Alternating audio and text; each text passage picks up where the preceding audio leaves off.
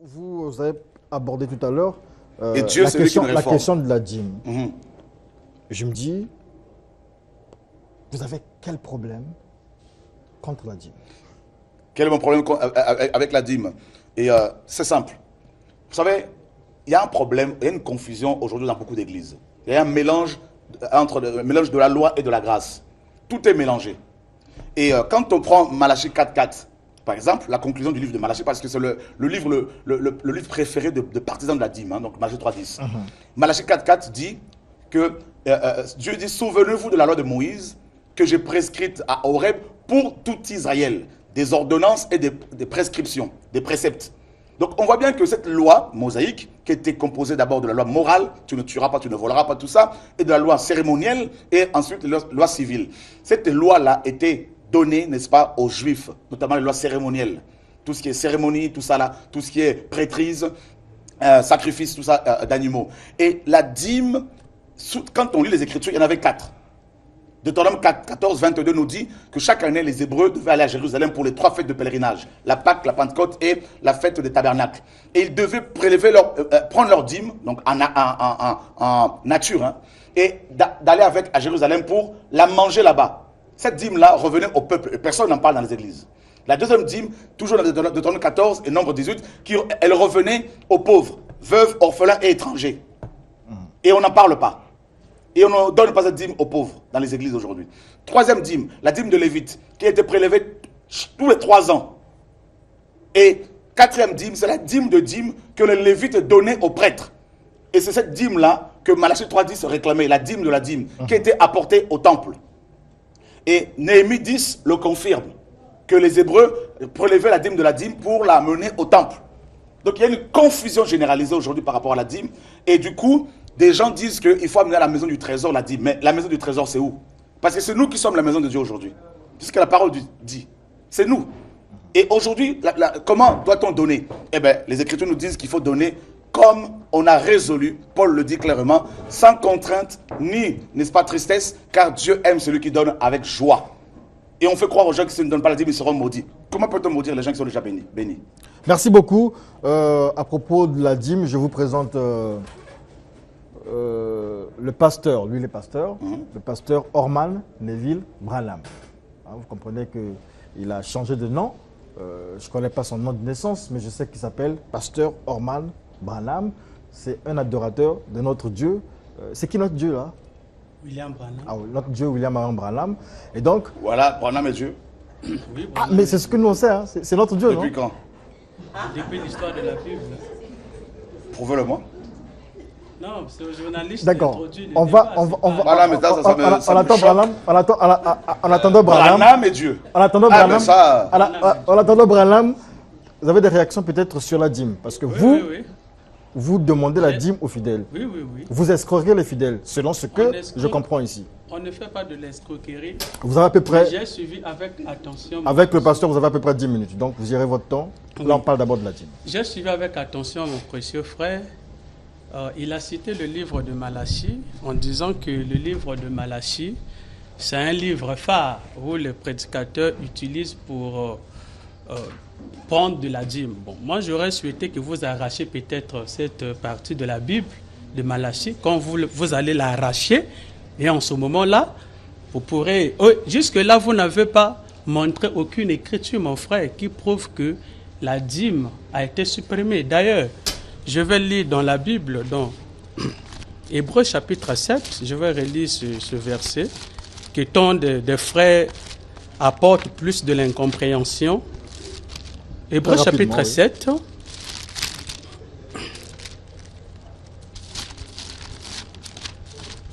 Ça ne vient pas. Oui, Hébreux, je suis là dans Hébreux. Hébreux 7, ok. Il a dit ceci.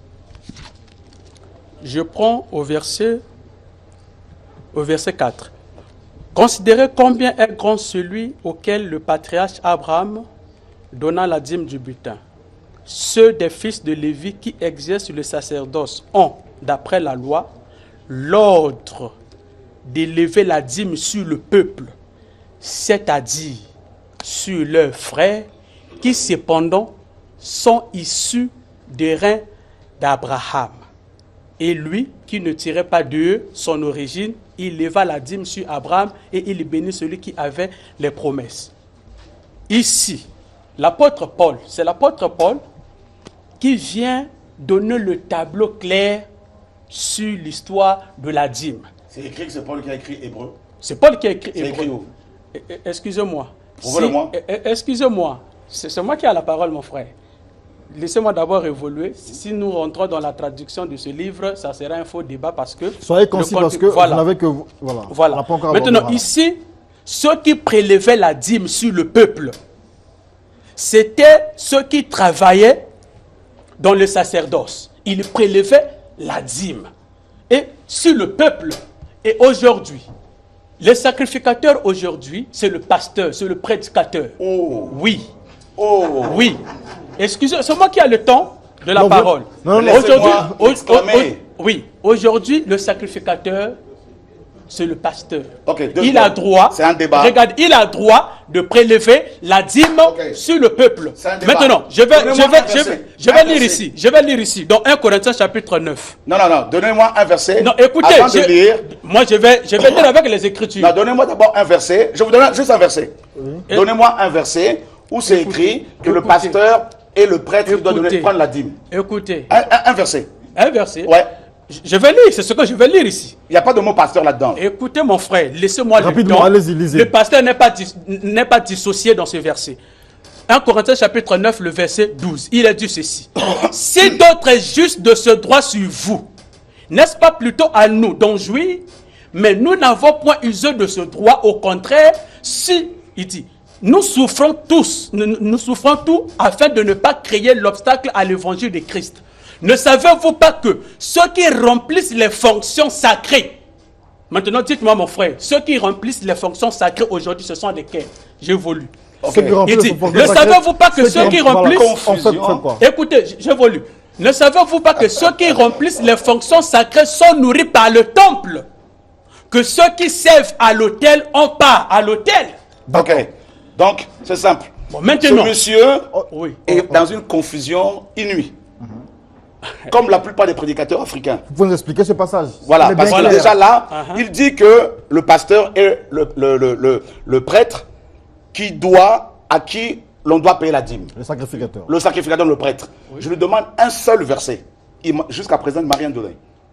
Il me donne 1 Corinthiens 9 qui n'a rien à voir avec la fonction. Vous avez quel verset qui déclare que la dîme était supprimée? Non, vous avez un verset biblique qui déclare que cette loi de paix, la dîme était supprimée. Si vous en avez aussi, prouvez-moi. Je veux revenir sur le passage que vous avez cité. Oui. Oui. Déjà, je voudrais vous corriger par rapport à vos déviances parce que c'est quand même grave.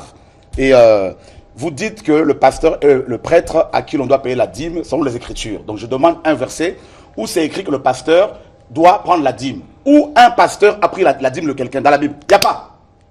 Il n'y a pas. Mais ce verset vient interpréter ce que les Lévites pratiquaient dans l'Ancien Testament. Les Lévites... Peut-être si vous voulez contredire la Bible, contredisez ce verset. Je te parle, avec quelle écriture que vous basez. Je te parle d'abord de la Nouvelle Alliance parce que nous parlons de l'Église. Mais l'Ancienne Alliance préfigurait la Nouvelle Alliance. Bien évidemment, mais vous avez mal compris cela. Non, pas mal compris. Je vais vous expliquer sur quelle base? En 2 mots. Sous l'Ancienne Alliance, il y avait Aaron, le grand prêtre, qui était une préfiguration ou l'archétype du Messie, Yeshua. Yeshua homme, qui est le grand prêtre selon l'ordre de Melchisédek. Et ne pouvait être prêtre que les descendants d'Aaron, c'est-à-dire les enfants d'Aaron. Voilà. Et c'est à eux que l'on donnait la dîme. Et aujourd'hui, le grand prêtre, c'est qui? C'est Jésus. Oui. D'accord? Et les Lévites? Et il n'y a plus de Lévites, parce que Jésus n'était pas de la tribu de Lévi. Sur quelle écriture qui déclare qu'il n'y a plus de Lévites? Donnez-moi un verset de la Nouvelle Alliance où on dit que les chrétiens sont des Lévites. Jésus est issu de la tribu de Judas. Vous l'avez lu vous-même. Ça c'est grave. Vous l'avez lu vous-même. Ça c'est grave. Il n'était pas de la tribu de Lévite, mais de Judas. C'est ce que la parole dit. C'est pas moi. Vous voulez qu'on le lise? Vous voulez qu'on le lise? Lorsque je demande de l'autre côté, on va le lire. Du frère Chera et du pasteur qui pensait voir raison. On va le lire. Par rapport aux Écritures. Pardon? D'accord. Okay. Voilà. Merci Nous beaucoup. allons lire Apocalypse, chapitre 5, Allez-y. Vous lisez Apocalypse. Voilà. Je prépare aussi un verset ici. Donc, Dans voilà Malachie, ce que la parole dit. Et l'un des anciens, Apocalypse 5, l'un des anciens me dit, ne pleure pas, voici le lion qui vient de la tribu de Juda, de la racine de David, a vaincu pour ouvrir le livre et pour en rompre les 7 sceaux. Il est question de Jésus-Christ. Jésus-Christ n'est pas issu de la tribu de Lévi, mais de Juda. C'est Jésus qui a... Mais là, vous invoquez encore un autre débat, mon frère. C'est Jésus qui a Alors, révélé les sceaux. je pense Mais que c'est Jésus qui a brisé C'est les Jésus sceaux. qui a brisé les je sceaux. pense- Bien sûr, C'est écrit. je pense que sur la question de la dîme, Relisez ce verset, le nom de Jésus ne se le pasteur Neville, Mais c'est... Non. pasteur Neville, frère Chora, Quand vous je évoquez pense ça, que c'est sur la clair. question, sur la question de la Là, dîme, vous soulevez encore un Il autre est débat. le frère C'est pas Neville. Jésus qui a révélé les sceaux. le frère Il est dans Neville, une confusion. frère Chora, le pasteur Neville, je Ça, pense c'est que sur la clair. question de la dîme, Oui. le peuple a tiré les leçons et donc il y avait une dernière préoccupation. Oui. Le frère Chora s'étonnait de ce que notre Dieu à nous, c'était Branham. Oui. Expliquez-lui, parce que lui, il sait pas, voilà. Oui. Il connaît pas encore le Dieu Je Branham. l'explique avec les Écritures ici. Rapidement, on n'a pas assez de temps. Dans Luc chapitre 17, Ce monsieur a besoin d'une délivrance. on ne parle pas de la délivrance ici. Si. Rapidement. Oui. Luc chapitre 17, le verset 25, je descends. Mais il dit, je commence au verset 24, car comme l'éclair resplendit et brille d'une extrémité du ciel à l'autre, ainsi sera le Fils de l'homme en son jour. Mais il faut auparavant qu'il souffre beaucoup et qu'il soit rejeté par cette génération. Il dit, ce qui arriva du temps de Noé arrivera de même au jour du Fils de l'homme. Les hommes mangeaient, buvaient, se mariaient et mariaient leurs enfants jusqu'au jour où Noé entra dans l'arche, les déluges vint et les fit tous périr. Ce qui arriva du temps de Lot arrivera pareillement. Là, Jésus-Christ nous ramène l'histoire de ce qui s'est produit dans Genèse 18 au temps de Sodome et Gomorrhe. Quand le temps de détruire la ville de Sodome et Gomorrhe était arrivé, Abraham a reçu premièrement la visitation d'Élohim. Si vous lisez Genèse 18, le verset 1er, Dieu a visité Abraham accompagné de deux anges. Alors, quand Abraham a reçu Dieu dans un corps de chair qu'il appelait éternel Elohim, avant que le monde de Sodome et Gomorrhe soit détruit, Dieu a d'abord accompli Abraham l'a un appelé signe. comment? L'éternel Elohim. Ok. Éternel, ce Ok. qui veut dire en hébreu Elohim. Ok. Maintenant, quand il a visité Abraham, alors, Éternel ne veut pas dire Elohim. regardez, C'est faux. éternel, c'est celui, regardez, quand je vous Ça parle, n'a rien à quand voir. je vous parle de l'éternel, Vous êtes confus. regardez, quand je vous parle de l'éternel ici, Défendez notre Dieu d'après- Branham. oui, je défends, je suis dans ma thèse. Il est confondu. Quand on parle de l'éternel, c'est celui qui existe par lui-même, c'est celui qui n'a ni commencement Ce ni n'est fin. pas Maintenant, Elohim. regardez, vous avez parlé des traditions hébraïques. Si nous rentrons dans la tradition des Hébreux, vous verrez que la tradition traduite de Genèse 18, on parle d'Élohim. Mais dans Louis II, on parle de l'éternel. Non. Donc, je ne sais pas dans les histoires des traditions. Dans Genèse 18, on parle d'Adonai. Écoutez. C'est Adonai. C'est où? C'est écrit où? Dans Genèse. Prouvez-le-moi. Dans quelle Bible? Mes seigneurs. Ici, on parle pas de Seigneur. On relit Genèse 18 ici, mon frère. Mais Adonai a été traduit en français par Seigneur. Vous êtes trop confusionniste. Je relis Genèse 18. Écoutez ce que la Bible dit ici. Lui, second la Bible dit, l'Éternel lui est apparu parmi les chaînes de Mamré. Ok. Ici, on n'a pas dit les éternels. Continue. Oui, Abraham a mais dit quoi? montez-moi là où on a Abraham dit a les dit quoi? éternels. Abraham a dit quoi? Écoute, Continue. je continue. Ouais. Genèse 18, le verset 1er. L'Éternel lui est apparu parmi les chaînes de Mamré, comme il était assis à l'entrée de sa tente pendant la chaleur du jour. Continue. Il éleva les yeux et regardait, voici 3 hommes. Il va dire Seigneur là. Continue. Étaient deux, pas les seigneurs, Continue. le Seigneur. Vous Continue. avez parlé des seigneurs, Continue. ce qui est faux. Continue. Écoutez, voici 3 hommes étaient debout près de lui. Quand il les vit, il courut au devant d'eux depuis l'entrée de sa tente et se prosterna en terre et lui dit, Seigneur, il n'y a pas S ici. Il Continue. n'y a pas Seigneur au pluriel. Ah. Donc tu dois te rectifier Non, par rapport à ce que vous avez 2 dit. secondes. Ce que Ok. tu ignores, c'est quoi? Écoutez, frère. C'est que Seigneur On- ici Ah. vient de l'hébreu Adonai. Adonai est un pluriel. C'est faux. C'est faux. C'est faux. Emmenez-nous les preuves qui prouvent que Qui a- le Seigneur ici c'est Adonai. Qui a Je vous dis Internet que, ici? je vous dis que c'est faux. Question Qui a simplement. Internet? Je vous dis que c'est Question. faux. Maintenant, Question. aujourd'hui, Frère Neville, question. Pourquoi Il est dans une confusion terrible. Pourquoi Non, c'est reniez-vous faux. Pourquoi Vous faites- reniez-vous vous faites lire la l'Écriture, divinité, ce que l'Écriture s'il vous ne plaît? dit pas. Pourquoi reniez-vous la divinité de William Marion Branham? En fait, c'est simple.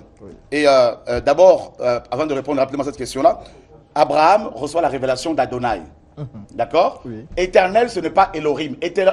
L'éternel, c'est un mot qui a été traduit de comment dire, du tétragramme au XVIe siècle par l'Éternel, par Olivetan, le cousin de, n'est-ce pas, du réformateur Calvin. C'est le tétragramme qui a été traduit ailleurs par Yahweh, d'accord, ou Yahvé. Et Adonai est un pluriel. Seigneur ici c'est Adonai, c'est un pluriel dont le singulier est Adon. Ça je dis avec brutalité que c'est faux. Ben, je vais vous prouver ça tout à l'heure. On va prendre l'internet, vous allez voir, on va aller dans le texte hébraïque. Regardez, je ne suis pas dans les histoires. Moi je ne suis pas dans les histoires d'internet, les réseaux sociaux. Pour vous montrer l'hébreu. Regardez, ça ce n'est même pas une preuve prouvant que ce que vous dites c'est ça. Moi je lis les Écritures. Moi je lis les Écritures. Si vous allez me prouver le contraire. Cette Bible n'a pas été évoluée. Cette Bible n'a pas été écrite en français. Si moi je me suis référé elle est écrite en hébreu. Écoutez mon frère, si je me suis référé dans Genèse 18 parce que Jésus-Christ qui est votre Yoshua Mashiach nous a donné les indices, les signes. Pas à vous. Regardez. Pas votre Seigneur. Il n'est pas mon Seigneur. Oh. Jésus n'est pas mon Seigneur. Oh. Jésus n'est pas mon Seigneur. Votre Jésus là, que vous croyez, vous êtes vraiment possédé. Que vous prétendez dire que c'est votre Seigneur. Il a même dit, même l'apôtre Paul nous enseigne de laisser tout ce qui est de Jésus. Si vous doutez, je lis. Ah bon? Oui, Hébreux chapitre 6. Hébreux chapitre 6, l'apôtre Paul nous enseigne de laisser tout ce qui est de Jésus parce que ce Jésus-là a changé de nom. Je lis Hébreux chapitre 6. Je lis rapidement Hébreux chapitre 6. Il est vraiment envoûté. C'est vous qui le dites. Écoutez ce que l'apôtre... Pendant ce temps, Germain Onze nous prépare un extrait de ce qu'a été un extrait des journées de réveil de l'autre côté de la C'est pourquoi laissons les éléments de la parole de Christ. Ça c'est Paul qui parle ici dans Hébreux 6. C'est pourquoi laissons les éléments de la parole de Christ. Tendons à ce qui est parfait. C'est l'apôtre Paul qui nous enseigne. C'est pas Paul qui parle ici. Laisser. Ce n'est pas Paul qui parle. Maintenant, d'après vous, c'est qui? J'évolue. Prouvez-le-moi, je vous ai dit. Sont posés de nouveau le fondement du renoncement aux œuvres mortes. Tout ce qui est de Jésus aujourd'hui est devenu œuvre morte. Ce que l'apôtre Paul dit ici. De la foi en Dieu, de la doctrine des baptêmes, de l'imposition des mains, de la résurrection des morts, du jugement éternel, c'est ce que nous ferons si Dieu le permet. L'apôtre Paul, qui était disciple de Jésus, là, il montre déjà ce qui arrivera dans le temps où nous devons abolir tout ce qui est de Jésus pour nous, pour joindre à ce qui est parfait. D'ailleurs, Jésus-Christ lui-même a dit qu'il a changé le nom, il a un nom nouveau. Il ne s'appelle plus Jésus. Quand vous appelez Jésus, quand vous adorez Jésus aujourd'hui, c'est la marque de la bête. Apocalypse chapitre 3, le verset 11-12. Alors je vais vous expliquer. Je vais vous expliquer ce passage-là, parce que vous prenez les versets. N'expliquez pas parce que la parole elle-même s'explique. Je vais vous expliquer. Je n'aurai pas besoin de vos explications. J'aurais souhaité que vous me donniez une écriture. Mais vous déformez la parole de Dieu. Qui ira à l'encontre de ça. Vous déformez la parole du Seigneur. On ne déforme pas, nous mais bien évidemment, nous lisons. Quand l'auteur de l'épître aux Hébreux dit... L'auteur c'est qui? Il ne s'est pas identifié. Mais prouvez-le-moi. Vous dites que c'est Paul. Prouvez-moi que c'est Paul qui a écrit Hébreux. C'est Paul. Prouvez-le. Mais vous voulez que je puisse... Non, prouvez-le. Nous sommes venus parce que... si vous voulez qu'on puisse organiser... une journée spéciale pour ce livre. Nous sommes ici pour faire comprendre les gens la vérité. Si vous voulez que, regardez, si vous voulez que nous puissions débattre c'est une lettre sur ce anonyme livre qui a parlé sur ce livre, choisissons un jour. C'est une lettre anonyme. C'est une lettre. C'est Paul l'auteur. Prouvez-le. Je l'ai dit, Paul. Il vous demande de prouver. C'est là que je lui ai dit. Nous sommes venus ici. Il y a les gens qui nous suivent, qui veulent connaître la vérité. Mais moi, je ne peux pas m'attarder. Vous n'arrivez à rien prouver. Je ne peux pas d'abord m'attarder. Merci beaucoup. Ce débat sur... de faire montrer aux gens que William Branham est Dieu. Donc, je n'ai pas d'abord... S'il veut un débat sur le livre d'Hébreux, on va du côté de la réalisation. On va choisir un jour. D'accord. Sur Branham, on a tiré les leçons. Moi, j'ai une mission aujourd'hui parce qu'il y a le peuple de Dieu qui me suit. Le peuple de Dieu vous suit. Et le peuple de Dieu... Ton Dieu, mon Dieu, notre Dieu. Il n'est pas mon Dieu. Mon Dieu, c'est Jésus. William est mort. Mais Jésus était mort. Ressuscité. William Branham aussi est ressuscité. Où William Branham est ressuscité. Allez aux États-Unis, vous verrez la tombe finie de William Branham. Vous verrez la tombe finie de William Branham. On va peut-être la réalisation pour regarder. Germain Onze va nous proposer un extrait. S'il vous plaît, on va se calmer. On va se calmer. Vous croyez que Jésus est ressuscité, sa base Pasteur, Pasteur, on va se calmer. Jésus est la vie. Frère, on se calme s'il vous plaît. Nous sommes en direct, on se calme, voilà. On baisse la tension, on baisse la pression. Nous avons surpris hier, je pense, avant-hier, le frère Chiraketou en fait, avec tout son monde, dans ce qu'on appelle Pavillon Joséphine. Et j'étais surpris de voir que le frère Chiraketou fait aussi, comme font les bishops, les archbishops, il fait tomber les gens. Je me suis dit, est-ce que c'est un combat de catch? Suivons quand même quelques ces images.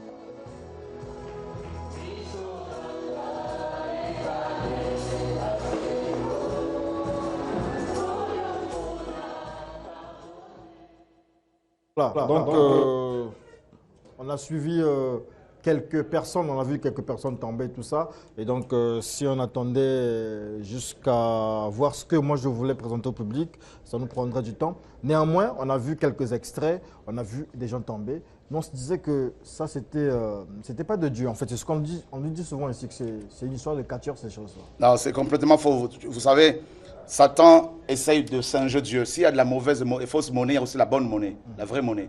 Il ne faut vraiment pas être dans la confusion. Dans Matthieu chapitre 17, nous voyons le Seigneur chasser des démons et cette personne possédée était, n'est-ce pas, secouée. Et on le voit au verset 7, Matthieu 17. Mais Jésus s'approcha, les toucha et leur dit, levez-vous, n'ayez pas peur. Donc on descend plus loin. Quand ils furent arrivés près de la foule, un homme s'approcha et se mit à genoux devant lui et lui dit, Seigneur, aie pitié de mon fils qui est lunatique et misérablement affligé, car il tombe souvent dans le feu et dans l'eau. Il tombe souvent, parce que le démon le faisait tomber. Et c'est pour ça qu'on peut le voir ici, des gens, quand il y a l'onction, tomber par terre, tout ça là. Je l'ai présenté à des disciples, mais ils n'ont pas pu le guérir. Et Jésus répondit et leur dit, ô race incrédule et perverse, jusqu'à quand serai-je avec vous? Jusqu'à quand vous supporterai-je? Amenez-les-moi ici. Et Jésus parla sévèrement aux démons qui sortaient de l'enfant et alors même l'enfant fut guéri. Donc on voit que cet enfant-là qui était secoué, tout ça là, on le voit également dans Marc là-bas où l'on dit que l'enfant était en train d'écumer par terre. Donc c'est biblique. Et il y a des gens qui le font avec la magie, il y a des gens qui prêchent avec le Saint-Esprit et les démons se manifestent, les gens peuvent se retrouver au sol. Lorsque vous dites démons se manifestent, on apprend que c'est un dialogue, oui, vous dialoguez avec ces démons. Vous parlez avec pendant vos nuits de prière, pendant vos activités, généralement, vous êtes en conversation avec ces démons-là. Les gens disent que c'est de la magie. Non, on ne parle pas avec les démons. On voit le Seigneur poser la question un jour dans Marc chapitre 5 à un démoniaque de Gadara. Il pose la question, quel est ton nom? Le démon va répondre, Légion est mon nom. Donc ce n'est pas dialoguer dans le sens d'avoir des informations pour pouvoir aider les gens. Pas du tout. On chasse les démons dans le nom de Yeshua ou le nom de Jésus, tout simplement. Et d'ailleurs, je cherche où est parti le pasteur envoûté possédé pour qu'il soit délivré par la parole. Parce qu'il a donné... Mais comment vous savez qu'il est envoûté? Mais c'est de l'abondance de cœur que la bouche parle. Quand quelqu'un parle, on peut savoir que la personne est possédée ou pas. Il débite des niaiseries, des inepties, des mensonges. Il prend Hébreux chapitre 6. Mais ça n'a rien à voir. Déjà, ce n'est pas Paul qui parle ici. Et en aucun cas, on a demandé aux gens d'abandonner Jésus-Christ de Nazareth. Pas du tout. Loin de là. Si je peux lire ce passage rapidement pour éclairer les enfants de Dieu. C'est pourquoi, laissant la parole qui n'enseigne que les premiers principes de Christ, la parole qui n'enseigne que les premiers principes, c'est comme dans la vie de tous les jours. On ne peut pas donner à vie du lait aux gens. Il y a, n'est-ce pas, une nourriture adaptée à chaque âge de l'enfant. Et à un certain âge, les enfants ont besoin du lait, comme Paul le dit. Vous qui devriez être, il dit dans 1 Corinthiens 3, n'est-ce pas, je ne vous ai pas donné la nourriture solide parce que vous êtes encore des bébés, des enfants, des charnels. Mais je vous ai donné du lait. Donc, arrivé à un moment donné dans la vie chrétienne, on n'a plus besoin qu'on nous dise, par exemple, que mentir est un péché parce qu'on le sait, parce qu'on est enseigné. Dans la vie chrétienne, il arrive à un moment donné où on ne doit plus nous dire que se battre est un péché. On le sait. Dire à un chrétien converti depuis 30 ans que voler est un péché, mentir est un péché, c'est le retarder, c'est le garder dans l'enfance. Voilà ce que l'auteur est en train de dire ici. En aucun cas, on ne parle de renoncer à Christ, de laisser Christ pour passer à Branham. Branham, n'est-ce pas, est un homme qui a été divinisé par des ignorants comme ce monsieur. C'est un envoyé de Dieu quand même, Branham. Non, Branham, en tout cas, Branham se faisait passer pour Élie. Et aujourd'hui, au vu de ce que j'entends ici, je me dis, cet homme n'a pas servi le Seigneur. Loin de là. Comment peut-on diviniser quelqu'un comme ça? Branham est toujours mort. Ce n'est pas lui qui se divinise, ce sont les gens qui le divinisent. Ce sont les gens. Et effectivement, de son vivant, Branham n'a jamais dit qu'il était divin. Branham n'a jamais enseigné parce que j'ai lu certaines de ces... Branham n'a pas servi le Seigneur. Branham n'a jamais dit qu'il est Jésus, qu'il est Dieu, déjà, dans ses écrits. Était-ce un serviteur de Dieu? Et ce que je sais, c'est que Branham est mort à l'âge de 56 ans dans un accident. Dieu l'a repris. Peut-être qu'il a commencé bien. Il a fait des miracles comme vous. Peut-être qu'il a bien commencé, qu'il a dévié. Mais en tout cas, une chose est sûre, c'est qu'il est mort avant le temps. En parlant de Branham, il n'est pas Dieu. Néanmoins, vous nous dites que c'est Jésus qui est Dieu. Bien sûr. Pourtant, dans les milieux chrétiens, ça boude. On dit que Jésus n'est pas Dieu, il est simplement le Fils de Dieu. C'est l'ignorance en fait. Le problème est simple. On prend Acte 4, 12 par exemple. La parole nous dit ceci. Et la parole est claire. Acte des Apôtres chapitre 4. Nous allons lire à partir du verset 10.